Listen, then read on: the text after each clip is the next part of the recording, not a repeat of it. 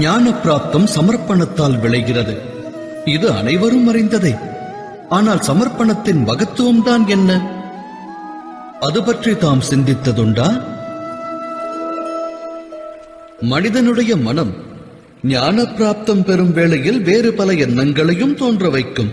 சில நேரம் சக மாணவர்களோடு பொறாமை எண்ணம் கொள்ளும்.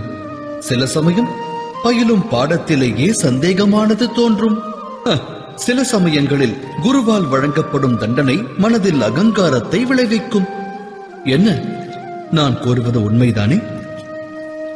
இதுபோல் பற்பல எண்ணங்களானது மனித மனதினை வேறுபடுத்தும்.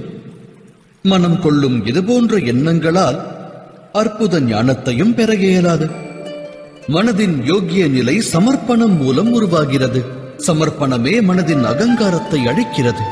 ஆணவம், துவேஷம், பொறாமை அனைத்தையும் ஒழித்து இதயத்திற்கு சமர்ப்பணம் நிர்மலமான நிம்மதியை அளிக்கிறது. உண்மை யாதெனில் இந்த அகிலத்தில் என்று ஞானத்திற்கோ ஞானிகளுக்கோ மதிப்பென்பதில்லை. குரு தத்தாத்ரேயரோ அன்னப்பறவை மற்றும் பசுவிடமிருந்தும் ஞானம் பெற்றார். விளங்குவதென்ன?